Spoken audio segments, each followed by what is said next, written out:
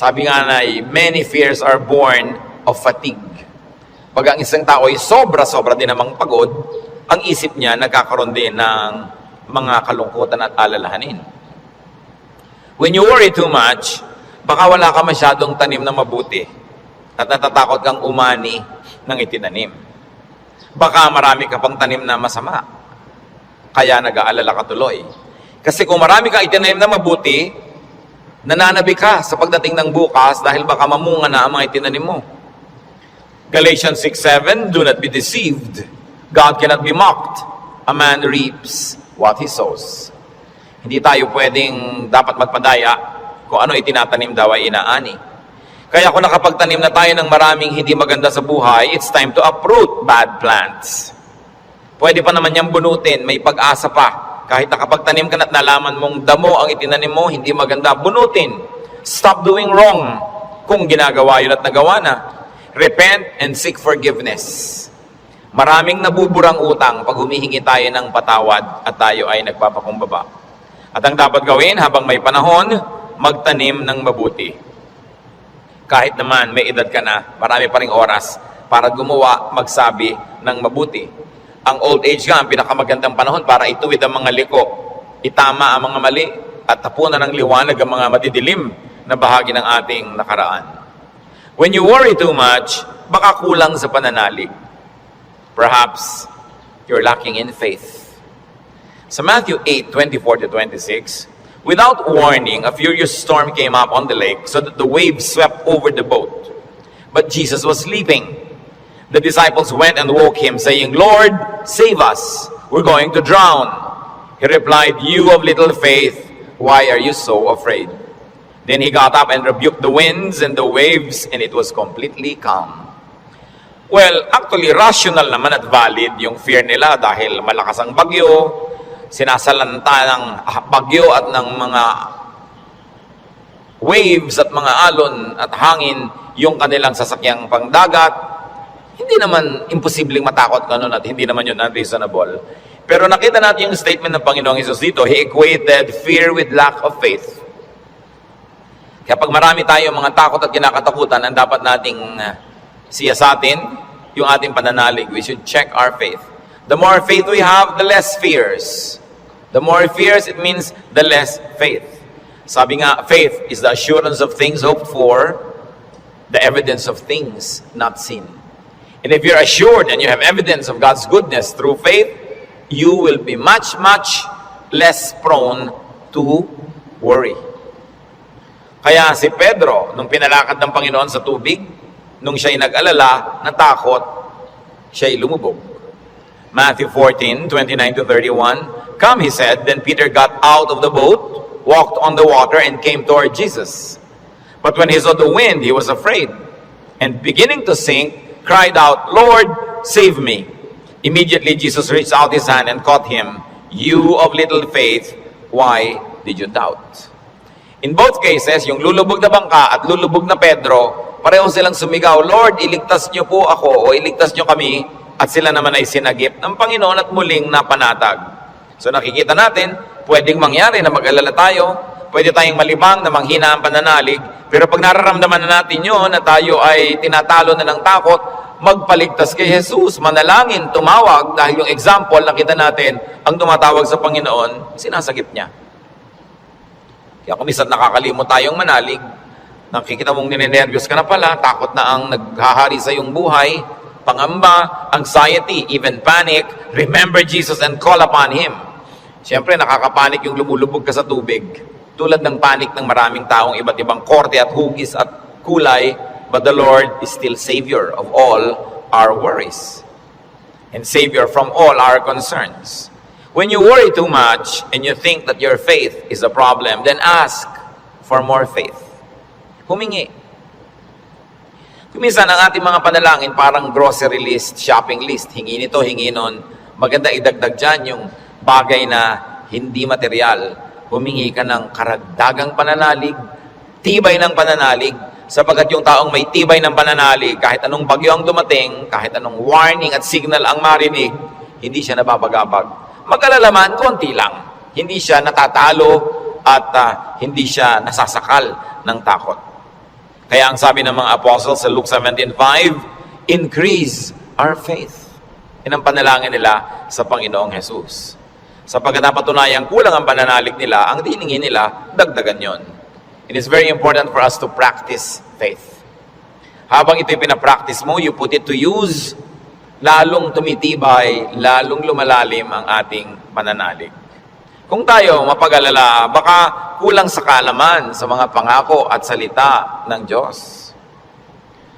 Kung alam kasi natin ang mga pangako at salita ng Diyos, halos lahat ng concern natin covered.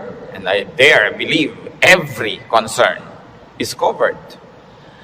Nung nananalangin itong sa Solomon, sa Panginoong Diyos, masdan natin ang kanyang paggunita sa mga pangako ng Diyos sa langit. 1 Kings 8:25. Now, Lord, God of Israel, keep for your servant David, my father, the promises you made to him when you said, you shall never fail to have a man to sit before me on the throne of Israel. If only your sons are careful in all they do to walk before me as you have done. And now, O God of Israel, let your word that you promised your servant David, my father, come true. Malakas ang loob nitong Solomon na humingi sa Diyos sapagkat alam niya ang pangako ng Diyos sa kanyang tatay na si David. Kaya sabi niya, yung mga ipinangako niyo po sa ama ko, tuparin niyo, O Diyos. At pagka ang Diyos ay nilalapitan natin, na ang daladala natin ay yung pangako niya mismo at salita niya, ay nakakatiyak tayo na yun ay i-honor. Because God will always honor His word. Solomon, knowledgeable of God's promises to his father, claims it. So it's important for us, bago dumating ang worry, bago dumating ang fear, to know, then to claim and apply God's provision. Hindi kung kailan ka na nag-aalala at natatakot, doon ka pa maghahanap at mag-aaral, baka sa kalituhan mo, wala kang makita. Kaya mahalaga, mag-aral na agad. Sa uluhin ng mga salita ng Diyos, at i-quote sa sarili mo, i-quote sa pinoproblema mo, ang mga pangako niya. Bagamat kung hindi mo yung nagawa at may problema ka na, tagahanap ka pa rin, kapakipakinabang pa rin yun. Pero tiyak na kapakipakinabang lalo kung ginagawa natin before the need arises. Psalm 119 verse 50, sa lahat po ng mga nagdurusa, nahihirapan, memoryahin nyo itong verse na to, alalahanin, gunitain, anumang wika. My comfort in my suffering is this: your promise preserves my life. 5 very big words here. Suffering. Namnamin natin ang Psalm 19:50, sabi, my comfort is my suffering. So unang-una, suffering. Pagka atin pong inalala yan, there is suffering. We all go through suffering. Pero sabi niya, my comfort in my suffering. Bawat suffering, bawat pagdurusa, may kakambal na ginhawa. May kakambal na pampalubag loob, pampalakas ng loob. Sa niya, my comfort in my suffering is this: your promise preserves my life. So, ang pangako ng Diyos, ang ginhawa ng mga nahihirapan, at ang salita ng Diyos ang nagpapalawig, nagpapahaba ng buhay ng tao. Kaya napakahalaga na alam niya ang mga pangako ng Diyos. Kung alam natin ang mga dealings ng Panginoon sa mga taong ang buhay ay nasa Biblia, nakita natin ang mga pinayagan ng Panginoon na hirap, at kung paano sa kahalos kaduluduluhan ay biglang darating ang rescue, biglang darating ang tulong, dahil mayroong dahilan ng Diyos. At ngayon, hindi lang nailigtas yung mga tao na yon, nagiging huwaran pa natin na maging tularan natin sila, ang kanilang pananalig at ang kanilang pagkapit sa Diyos, lalo't lalo may mamabigat na mga suliranin. Psalm 119, 116, sustain me according to your promise, and I will live. Do not let my hopes be dashed. So, sabi nga nun, hawakan mo ako, akayin mo ako, patuloy mo akong buhayin ayon sa iyong pangako. At siguradong ako'y patuloy na mabubuhay. Huwag mo akong hayaang mawalan ng pag-asa. Maraming magagandang pangako ang Diyos.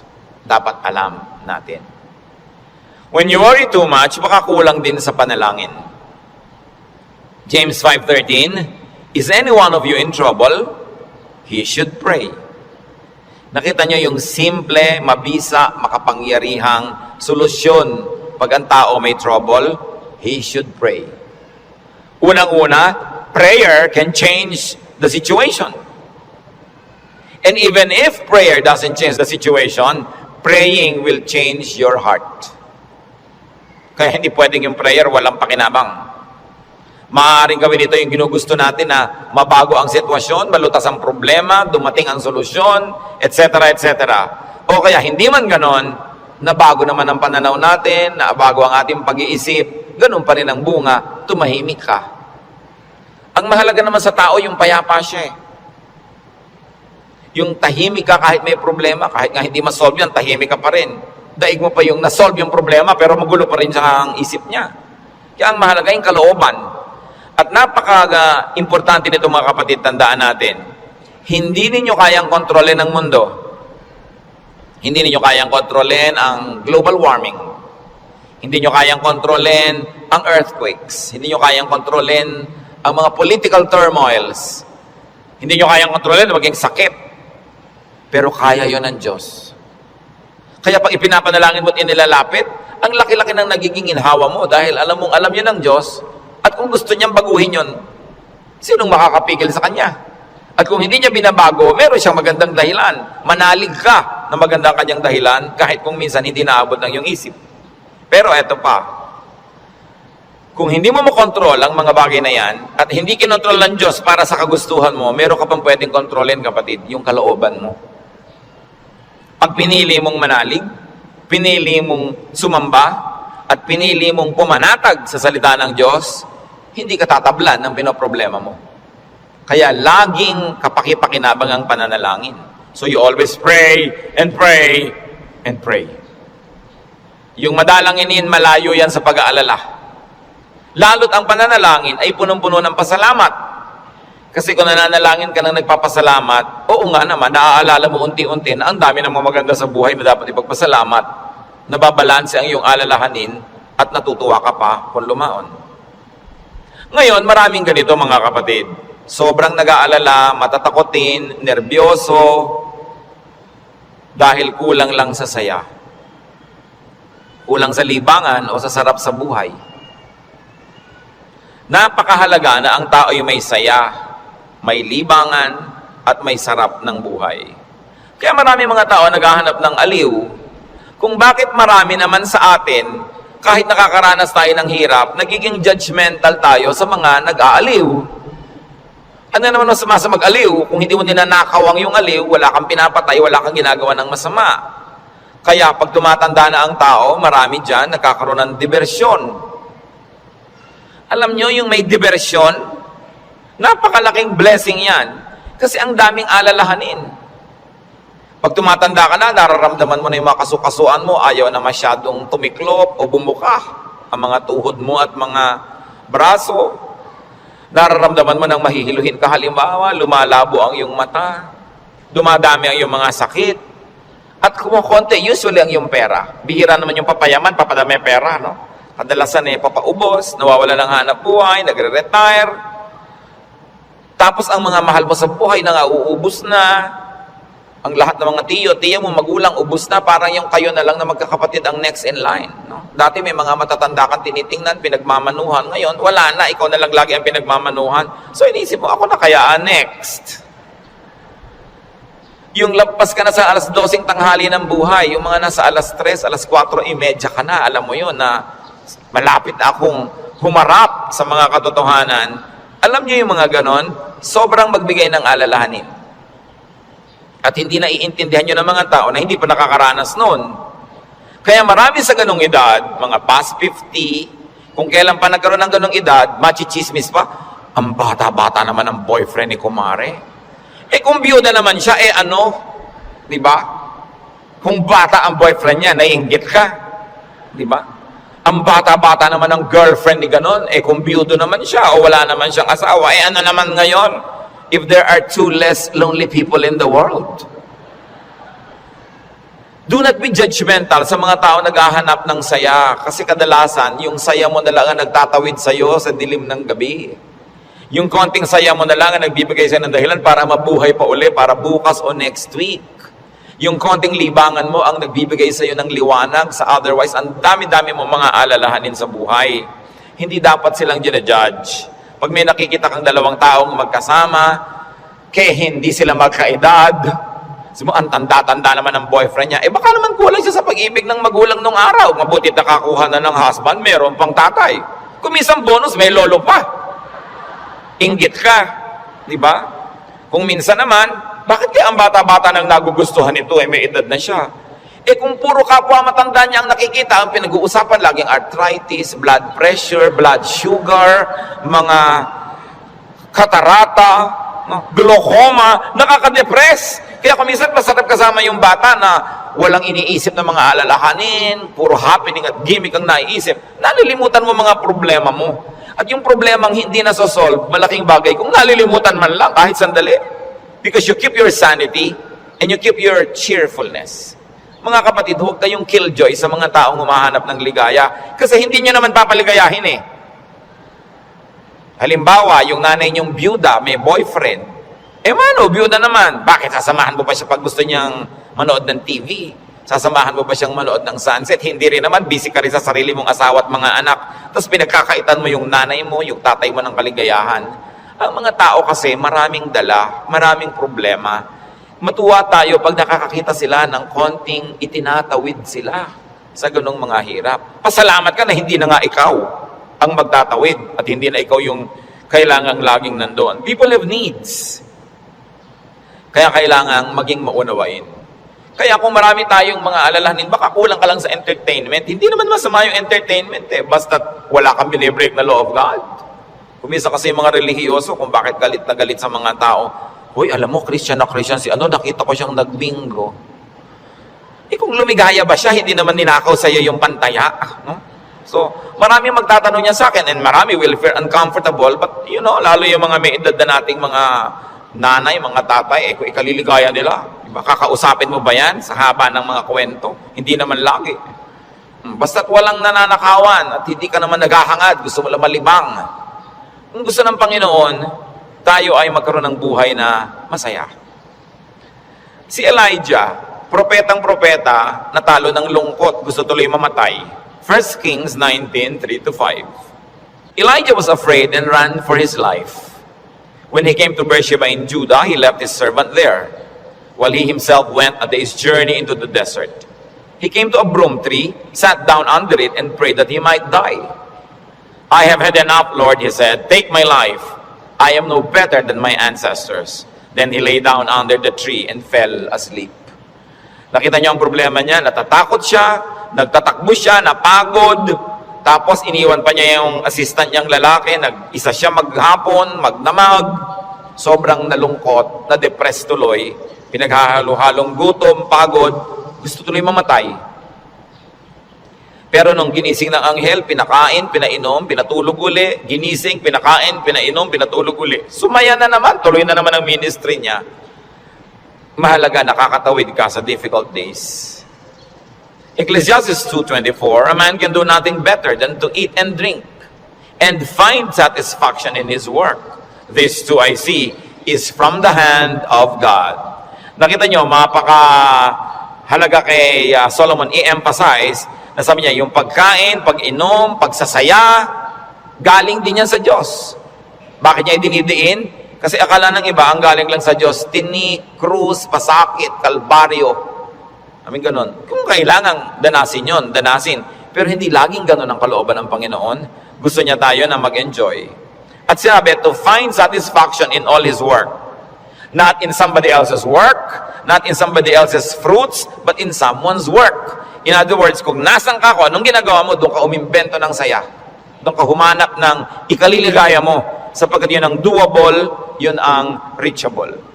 Ecclesiastes 3:13, that everyone may eat and drink and find satisfaction in all his toil. This is the gift of God. Gusto ng Diyos, pag kumakain ka, masaya ka. Umiinom ka, na-enjoy mo yung iniinom mo. May ginagawa ka, hindi ka nagdadabog, natutuwa ka sa ginagawa mo. Ang payo pa ni Solomon, Ecclesiastes 9:8, always be clothed in white and always anoint your head with oil. Baka naman bukas sa kaputi na kayo lahat. Yung puti kasi is associated with linen sa Israel at sa mga disyertong bansa tulad ng Egypt, kaya lahat ng mga nobles laging naka-white, naka-linen. Ibig sabihin kasi, comfortable and beautiful. So ang sinasabi ni Solomon, be comfortable, have pleasure, and enjoy beauty, even in what you wear. Sa dami ng lungkot ng mundo, pag may konting saya na pwede mong kunin sa hangin, kunin mo. Pag may konting kaligayahan, kunin mo. Kasi maraming kalungkutan na hindi mo pwedeng iwasan. Mabuti na yung marami kang deposit sa alkansya ng saya, para pag may panahon ng pagdurusa, may madukot kang saya, pampalakas sa mga araw na malungkot ka. Kaya kung may pagkakataong sumaya, magpakasaya ka. May pagkakataong gandahan ng environment, gandahan mo kasi kung minsan napipilitan kang tumingin sa hindi maganda. Meron kang pagkakataong guminhawa, pag ginhawahin mo. Kasi maraming beses hindi ka maginhawa at wala kang magagawa tungkol doon. So marambuti na yung marami kang pabaon sa sarili mo na saya, tawa, kagandahan, para pagka panahon ng tagsalat, meron kang panggagalingan ng lakas. Surround yourself with what is beautiful and pleasurable and comfortable. Sabi nga ni Balagtas, sapagkat ang mundo'y bayan ng hinagpis, mamamaya'y sukat tibayan ang dibdib. At ang isa sa mga pagpapatibay niyan, whenever you can be happy, be happy. So that when sadness that cannot be avoided comes, then you are well equipped.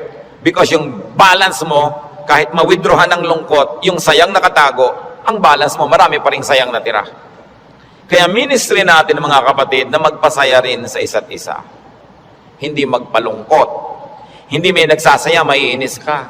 May nagkakakanta ng I did it my way, babarilin mo. No? Hayaan mo siya magkakanta. Alam mo ba kung anong problema niya sa buhay? Baka kailangan niya ang kidney transplant. Baka yung asawa niya may cancer. Baka ang mga anak niya walang pangmatrikula. At gusto na niyang tumalon sa ilog na walang tubig dahil El Nino. Kaya ang laki ng problema. Tatalo ka sa ilog, di ka malulunod. So malaking problema yun. So kumanta na lang siya ng I did it my way kahit wala sa tono, babarilin mo pa. Surviving na nga yung tao. Marami sa atin, they're just trying to survive. Kung minsan nagdadamit ng akala mo payaso o Santa Claus o snowman, hindi mo siya maintindihan. Pero kung nagpapaligaya pa sa kanya, hindi naman ninakaw sa iyo yung suit niya, anong paki mo? Hayaan mo siya, masaya siya. Hindi natin dapat ginadjudge yung kapwa according to our standard. Ako, hindi ko isusuot yan. Eh siguro, kontento ka sa buhay mo ngayon, masaya ka. Iba ka may hinahanap siyang ligaya na hindi mo naman ibibigay. Eh ano ngayon kung gano'n ang suot niya? Mahalaga sa spiritualidad, ang tunay na spiritualidad, ang bunga niyan mga kapatid, kabaitan sa kapwa. Kung hindi ka mabait, kahit sa ulo mo yung buong Biblia, sayang lang. Para ano? When you worry too much, baka sobra ka ng pakikinig sa balita. Bad news.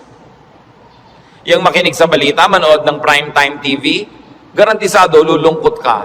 Kung hindi ka mawawala ng ganang kumain dahil oras ng hapunan. Babae, tinadtad, sinigan, inilagay sa drum, nilagyan ng semento, hinulog sa dagat. Gusto niyo bang panghimagas yan sa inyong paghahapunan?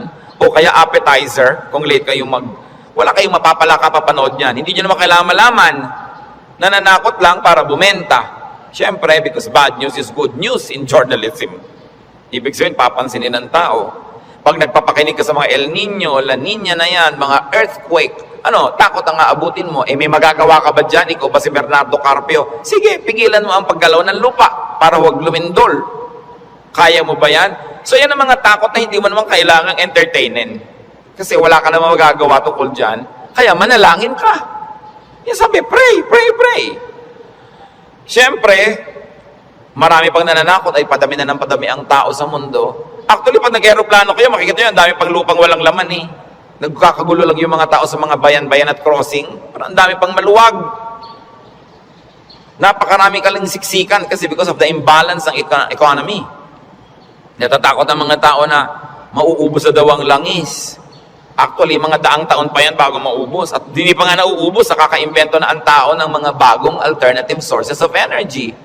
Ang tao kasi fearfully and wonderfully made by God. We were made wonderfully. People will find a way as life finds a way. Sabi niyo ba, papangit na ang buhay? Hindi totoo yun. Tingnan nyo lang ang cellphone na hawak nyo o nasa bag nyo, malalaman nyo umasenso ang buhay. Nung araw, mayayaman lang ang mga may telepono.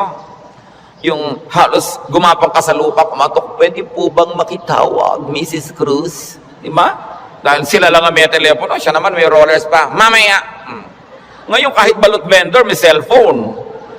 Hindi pa ba yan asenso ng humanidad? Ang mga pharaoh, ang mga Roman emperors, ngayon nahuhukay mga bangkay nila, simpleng abscess lang ng bagang namatay.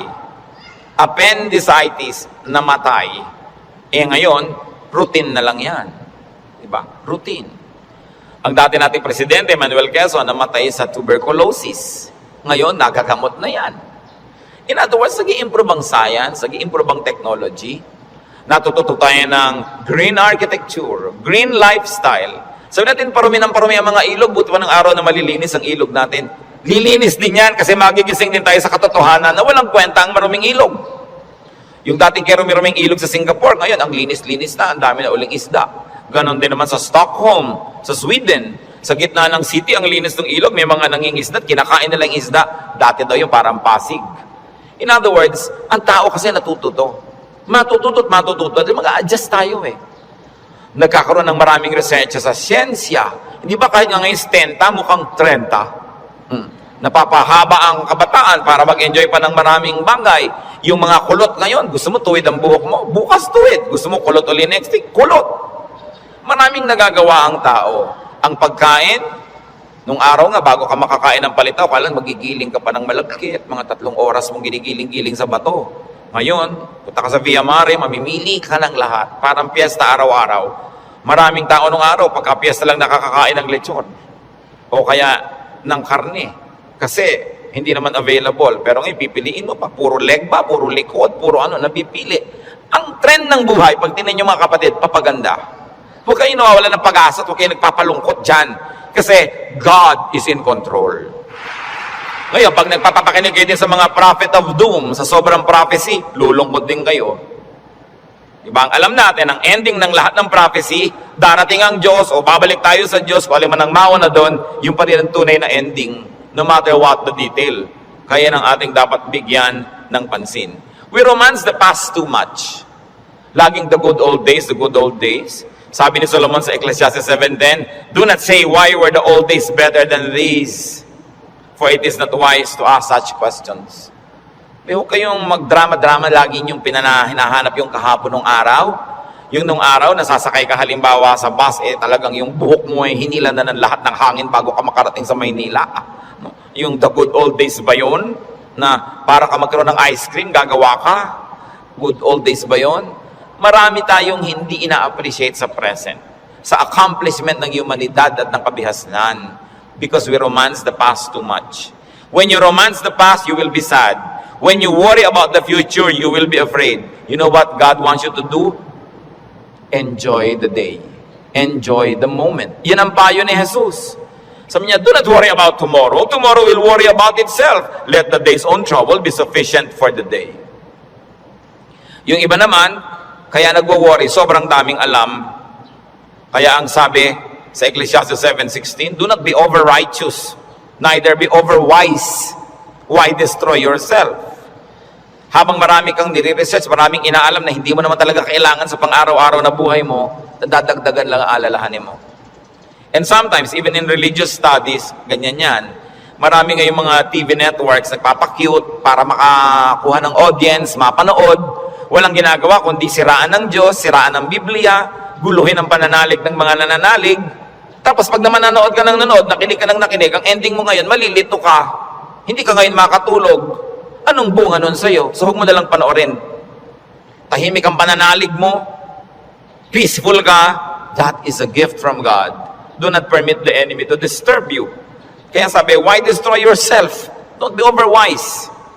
Alam niyo yung pagiging wise, it's a very difficult and a very high calling. Kaya mga tinatawag ng Diyos na maging mga philosopher, maging mga prophets, maging mga mangangaral, mahirap yun. Kasi pag lumalalim, tumataas ang iyong alam, nagiging vulnerable ka to so many anxieties and fears. You become vulnerable to a lot of isolation and sadness. Kaya nga yung mga tinawag ng mga special people to be God's channels of blessing and wisdom to others and to the multitudes. That's why we privilege them with respect. We privilege them with a lot of things. Kasi ang pwede lang nating isukli sa ating mga propeta, sa ating mga mangangaral, sa ating mga philosophers, ang pwede lang nating isukli sa kanila, pagmamahal, pag-ibig, pagrespeto, Kasi dinadanas nila ang maraming hindi na natin dinaranas. Sa kanila ibinubunyag ang mga malalalim, mahihiwaga at mahihirap na mga bagay para maipaliwanag nila sa mga ordinary mortals like you and me. Kaya mahirap yan. Marami sa mga propeta, marami sa mga great artists, marami sa mga great achievers, great thinkers are tormented by their spirits and in their spirits. Kasi they become sensitive to many things. Kaya napakasarap ng buhay ng mga taong regular lang. Kung minsan naiinggit ka doon sa sobrang dunong, sobrang galing, kaya mo bang buhatin ang bigat ng karunungan? Mahirap yon. Yung may ipabigay sa iyo ang Diyos, sasabihin ng Diyos, ipamigay mo na yan dyan sa mga tao, hindi siya madali. Kaya kung minsan may eccentric behavior, no? Yung mga great artists na hindi nauunawa ng mga karaniwan tao. Basta tayo mga kapatid may hindi nauunawa, huwag nyo i-judge. Sikapin nyo unawain, at kung hindi nyo man lang maunawaan, at least leave it alone. Huwag nyo siraan, huwag nyo pintasan, kasi hindi nyo alam. At pasalamat kayo, hindi kayo yun. Ngayon, we avoid extremes. Because extreme behavior and extreme thinking also leads to a lot of worry. Ecclesiastes 7:18, the man who fears God will avoid all extremes. Gumigitna ka lang, bumabalansi ka lang, para tahimik ang buhay mo. Ecclesiastes 12:12, be warned, my son, of making many books there is no end, and much study wearies the body. Lalo ngayon, ang daming choices. Nung araw, 3 lang ang channel sa TV. Ngayon, daan-daan ang channel. Ang dami mong choice. Kaya wala ka ng mabuong programa. Marami ka kasing choice. Nung araw, pagkahapon, basta mga aninong gumagalaw, yun lang ang mapapanood mo. Mga lumang pelikula. Wala ka ng maraming choice. Kuminsan, tahimik pa yun eh. Umorder ka sa restaurant ng tea. Nung araw, pag umorder ka ng cha, itong cha. Ano pong tea? Ang daming tea. Alam niyo, mamahit 100 yung papapiliin sa inong waitress. Pagkatapos papapiliin ka pa kung hot o cold. Tapos papipiliin ka pa kung natural o ganito. May sugar o without. Pag may sugar, natural sugar, coco sugar. Ang dami pang sugar. Huwag na nga, tubig na lang. Ang daming choices ng pati ng soft drinks. Gumugulo tuloy. Bakit natin ito binabanggit? Mga kapatid, kung tahimik na ang inyong kalooban sa pananalig niyo sa Panginoon, huwag niyo nang guluhin ng kung ano-ano pa mga ideya. Walang mapapala. Ang kaluluwang palipat-lipat, papalit-palit. Sabi ni Solomon, tigilan niyo na yung kababasa sobra. Sabi ko noon, mapapagod ka lang, matutuyo ang iyong lakas. Sabi ko noon, hindi ba tatapos yan? Ang ending din naman, haharap ka sa Diyos eh. Kaya kung tahimik ka na, payapa, huwag ka nang pagulo pa. That's why prophets and philosophers and thinkers and teachers are burdened. And the only thing we can give them is to privilege them with respect. Sabi sa Ecclesiastes 5:12, the sleep of a laborer is sweet. Read laborer as simple man. No? Yung unscholarly man, sabi ko noon, mas madaling sumaya pag mababaw ka. So huwag mo nang masyadong laliman. Kasi baka walang humukay, para kang nagtago na wala naghanap, lalabas ka rin, mahirap. Pag may mga mababaw dyan, so, ang saya naman nila, mabuti pa sila. No? Yung konting, ay hangin, hangin lang, tumatawa. Kesa naman ang tali-talino mo, wala na makapagpatawa sa'yo, mas mahirap yun. No? When you worry too much, baka kulang ka lang sa food or drink or chemical balance, tulad ng pinag-usapan natin nun. Kaya, yung propeta, pinakain ng anghel sa 1 Kings 19:7-9, at guminhawa na siya nung siya kumain at nakainom. Baka sobra ka nagda-diet, kulang ka na sa vitamina, kulang ka na sa minerals, kulang ka na sa nutrients, kaya ka pala malungkot. Ang bewang mo nga, di ba? Ang liit-liit, pero ang lungkot mo naman, nakatingin ka at nakatulala, no, sa kawalan, di bali nang lumaki ang bewang mo. Basta masaya ka. No? Ang mahalaga yung kalooban mong masaya ka. Kasi ang buhay maigsi. Alangan namang ubusin mo pa sa lungkot yan. Kailangan i-maximize mo yung saya. Kaya si Timothy na laging sinisikmura, sabi sa kanya ni Paul sa 1 Timothy 5:23, stop drinking only water and use a little wine because of your stomach and your frequent illnesses. So kulang siya sa chemical balance. Binabalanse. The Lord Jesus' prescription against worry, Matthew 6:26-34. Sabi niya, look at the birds of the air. They do not sow or reap or store away in barns, and yet your heavenly Father feeds them. Are you not much more valuable than they? Who of you by worrying can add a single hour to his life?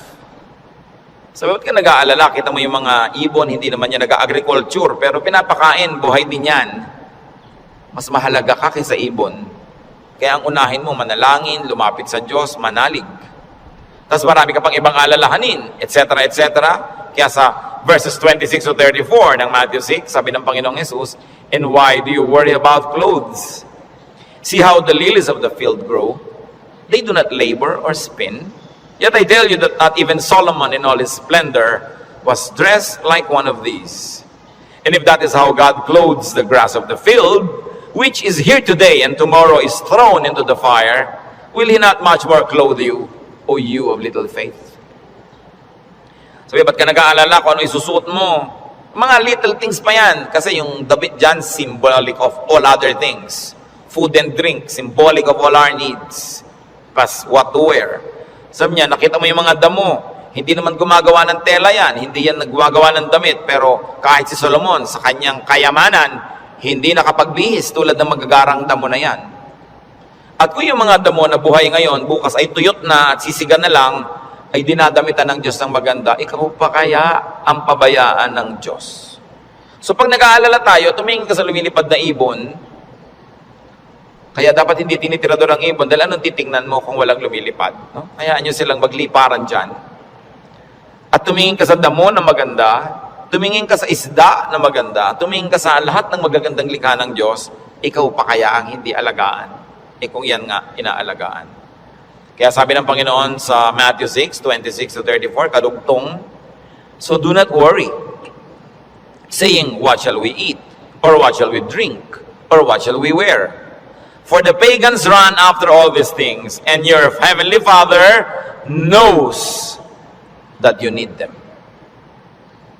Nag-aalala ka kasi alam mo kakailanganin mo. Huwag mong kalimutang alam ng Diyos na kailangan mo yun. At kung inassignan ka ng buhay ng Diyos na ganito kahaba, talaga namang wala siyang ilagay na provision. Paano ka mabubuhay? Hindi matutupad yung plano niya para sa'yo. Kaya pakakainin ka niya. Bubuhayin ka niya. Maaaring hindi siya laging gumawa ng himala, pero itinanim niya sa iyong isip, sa iyong puso, sa iyong naturalesa, na bubuhayin mo ang iyong sarili kahit anong mangyari. Life finds a way. Kaya yung mga nagbebenta ng life insurance, pag tinanong mo, ba't po kayo nag-i-insure ng mga tao, paano kung mamatay lahat yan? Sasabihin nila, hindi. Kasi ang tao, talagang kahit anong mangyari, pananatilihin niya ang sarili niyang buhay. Kaya yun ang kakampi ng insurance company, yung pag-ibig ng tao sa buhay, nabubuhayin niya ang sarili niya. Ikaw ba halimbawa, pag may insurance ka, napapalitan ng paa mong naputol, puputulin mo nga para mapalitan. Hindi, di ba? Hindi ko mo may insurance ka, gagawin mo yun. Kasi mahal mo yung katawan mo, mahal mo yung buhay mo. Itinakda yun ng Diyos. Kaya mananatili ang tao under His care. It is natural to us. So why worry about global warming? Luma na yun. El Nino or La Nina or earthquakes, lalong luma na yun. No? Pag tinignan yung mga guho ng mga Roman buildings ng 2,000 taon na ang nakalipas, noon lumindol. Laging may lindol. Lagi. Buhay pa rin ang buong humanidad. No? May mga nasasalanta, pero marami pa rin nanatiling buhay. At as we always say, earthquakes don't kill, but bad buildings do. Kaya nga nagkakaroon ng kapabayaan yung mga tao. Kumisan, mapahamak tuloy. Yung mga earthquake na yan, noon pa yan, unang panahon pa. Hindi na yan bago. Sabi sa Ecclesiastes 1:9-10, "What has been, will be again. And what has been done, will be done again. There is nothing new under the sun." Alam na yan ng Diyos. Nagkaroon lang kasi ng pangalan niyang El Nino kaya naging warriors tayo. Nung araw pa sinaunang panahon, hindi umuulan, yung mga tao magpo-prosesyon sa mga bukid para umulan. Nangyayari na nun. Pero may bukid pa rin, may tao pa rin, dumadami pa nga. Is there anything of which one can say, "Look, there is something new"? It was here already, long ago. It was here before our time. And if it was here before our time, then it was God designed, God ordained. It is in accordance with God's will. And if God promises that He will take care of you, and He knows the natural things that will happen, God knows how to take care of His people. Yun ang dapat nating panghawakan. Hindi ka padala sa takot, sa mga sensational news. Kapatid, kung ano man ang pinoproblema mo, nandyan na yan, matagal na. Inilagay yan dyan ng Diyos. O kung hindi man, pinayagan niyang malagay yan dyan, alam niya. At kung alam ng Diyos, pwede kang magtiwala. Huwag mong problemahin. Listen, church. Ang problema, nagiging problema kasi pinoproblema. Pag hindi mo pinroblema, di hindi problema. Kaya dalawang tao, dalawang ina,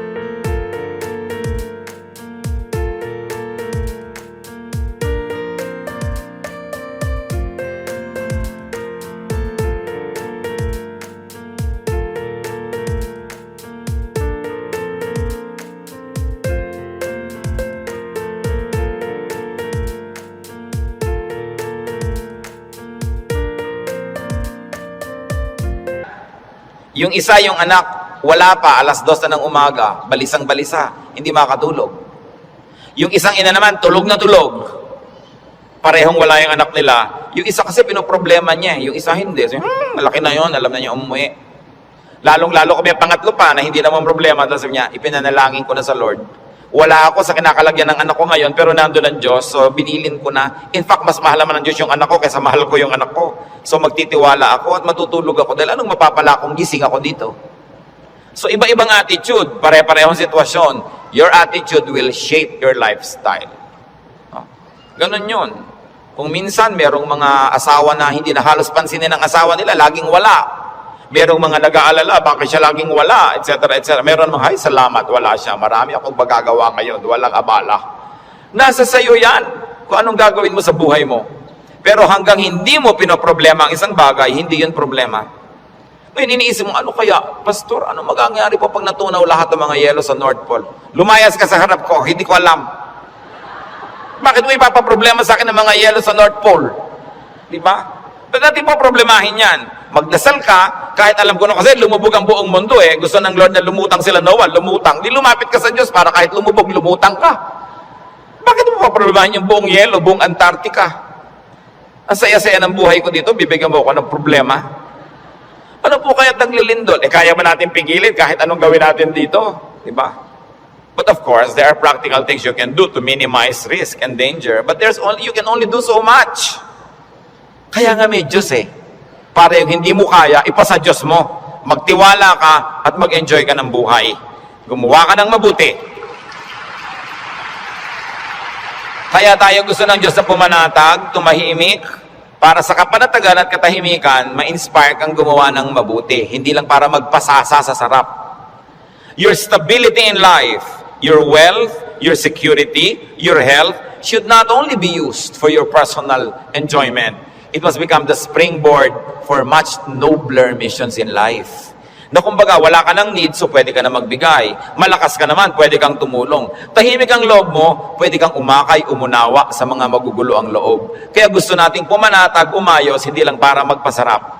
Para magawa natin yung misyon na ibinibigay sa atin ng Diyos na maging blessing tayo sa ating mga kapwa-tao. So, brothers and sisters, think about the things you worry about. It's your decision if you like to turn them into problems. Pag pinroblematize mo.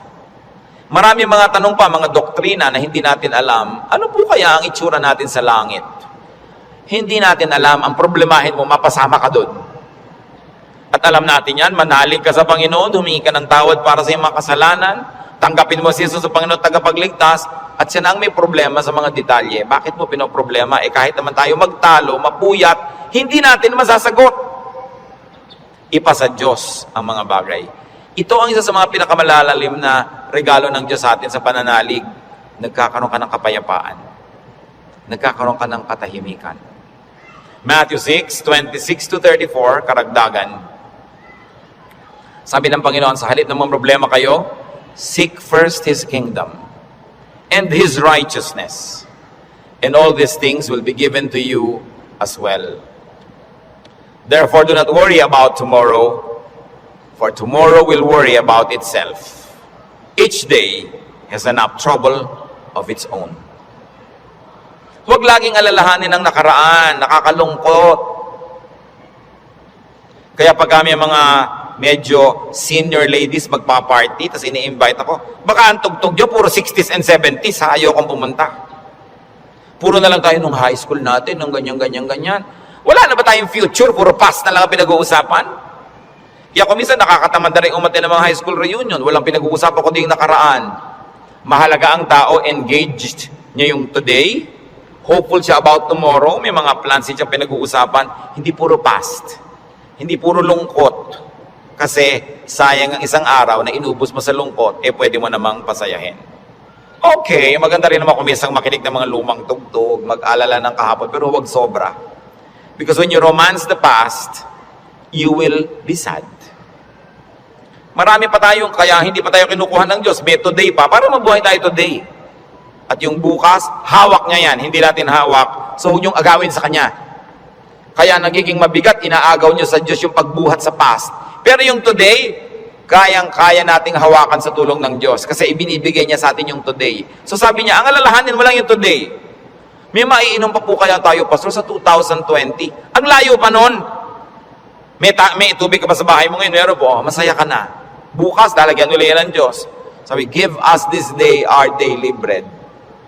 Bakit mo lulutasin yung problema ng isang buong buhay sa isang araw? Yung lakas mo para lang sa problema ng araw na to, inuubos mo sa napakaraming araw na problema, kaya kinakapos. Pero lahat ng problema sa araw na to, kasya ang pagpapala ng Diyos sa araw na ito. Kasya.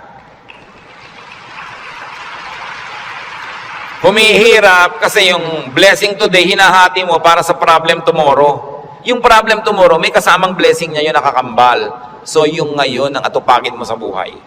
Hindi ibig sabihin na hindi ka na magpaplano ng future. Nagpaplano ka generally, but you don't get obsessed with that. But don't fail to live the moment, to savor the moment, because it will never happen again. Alam nyo, kahit anong iniintay nyo, pag wala kayong ginawa kundi hintayin yon, ganun lang pala, sandali lang tapos. Araw ng kasal, anibersaryo, fiesta, event, ang tagal mo pinaghahandaan, tapos sandali lang natapos, sasabi mo, ay tapos na. Marami kasi, nahihirapan silang ihanda yung darating pa, pero pag nangyayari na, they are too busy trying to be perfect, hindi nila na-enjoy. Tapos na. Wala na, lugi na sila. So enjoy the moment. Pag kami ikinakasal ako, may ibinubulong akong gano'n. Minsan may tinatanong sa akin, ano po yung ibinulong nyo, Pastor? May mga pakialamera kasi pati ibinulong mo, tinatanong. Sabi ko wala, sinabi ko lang, pagkakainan na, kumain kayong mabuti. Huwag kayong mag-entertain ng mga bisita, tayo kayo ng tayo. Kasi this is your first meal together as husband and wife. Enjoy it. Stop being warriors and perfect hosts. Enjoy your meal. Ito yung meal, enjoyin ko. O, debo mo ngayon, enjoyin mo. Huwag mo nang isipin na kung ano ang bagay kasi mamaya tapos na yan eh. Dapat ine-enjoy. Pag pangbukas, malayo pa. Do not worry. Focus on today's concerns and pleasures and enjoy whatever can be enjoyed. Philippians 4:6-7. Do not be anxious about anything, but in everything, by prayer and petition, with thanksgiving, present your requests to God. And the peace of God, which transcends all understanding, will guard your hearts and your minds in Christ Jesus. Sabi, huwag kayong mag-alala, huwag kayong matakot, huwag kayong mag-panic tungkol sa kahit anong bagay.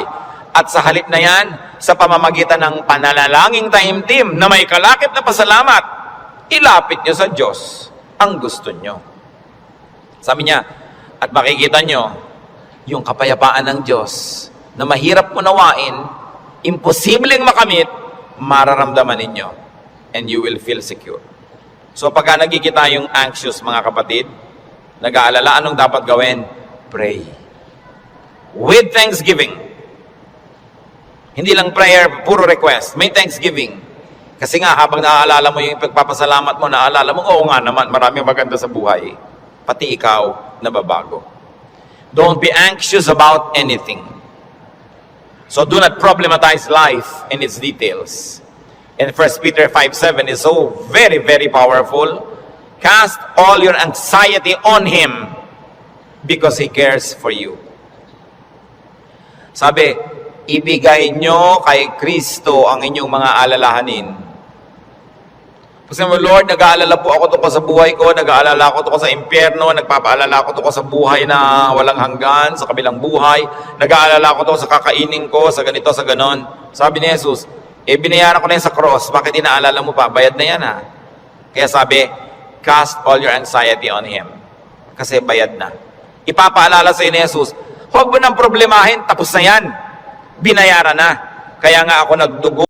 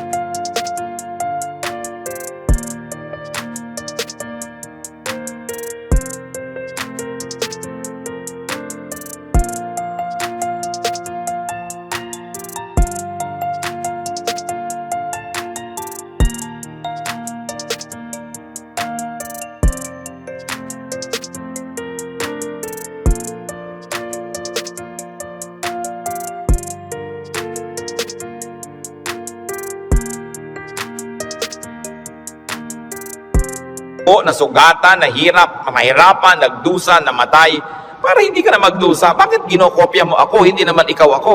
Ba't ka naman problema? Problema ko yan. Kaya nga si Jesus, Savior. He is Savior. He is Lord. Lord over all our problems and cares.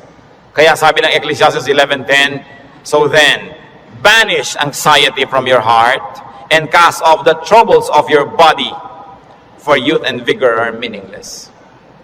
Sabi, palayasin mo, iwag-wag mo ang mga problema mo. Kaya ang laki ng gawa ng word na word, banish. Hindi lang sinabing remove, banish anxiety. And this word anxiety in its original word and language is the same as the clinical word now for anxiety. Yung halos masiraan ka ng bait sa pag-aalala, sa takot, sa panic, sa nervyos. Sabi, iwag-wag mo yan, tanggalin mo yan. Hindi yan bagay sa mga anak ng Diyos. Do what it takes para matanggal yan. Kaya yung mga sinabi natin, maghanap ka ng ligaya, manalangin ka, get busy, alisin mo ang dapat mong alisin, palitan mo ang iyong mga pag-alala ng panalangin, ng kapayapaan, ng pananalig. Bakit? 1 John 4:3, the one who is in you is greater than the one who is in the world. God who lives in you is greater than the spirit that scares you. Kaya napakahalaga na isipin yan, yes, I am a winner because Jesus Christ is a winner. Matthew 10:29-31, sabi ng Panginoon, are not two sparrows sold for a penny? Yet not one of them will fall to the ground apart from the will of your Father. And even the very hairs of your head are all numbered. So don't be afraid. You are worth more than many sparrows. Yung maliliit na ibon sa Israel, ang mura-mura, dalawa nun, isang